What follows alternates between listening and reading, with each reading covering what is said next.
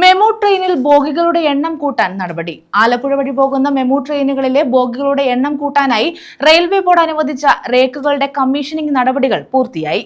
താമ്പരത്തെ MEMU working യാർഡിലാണ് commissioning നടക്കുന്നത്.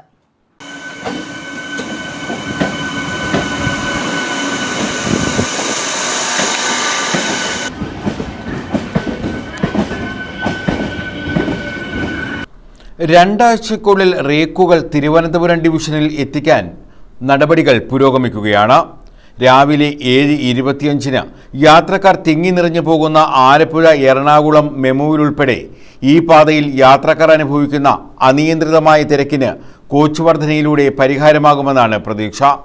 May 30-നകം ഇവ തിരുവനന്തപുരം ഡിവിഷന് കൈമാറുമെന്നായിരുന്നു railway board chairman നേരത്തെ അറിയിച്ചിരുന്നത്. എന്നാൽ റേക്കുകൾ എത്താൻ വൈകുകയായിരുന്നു.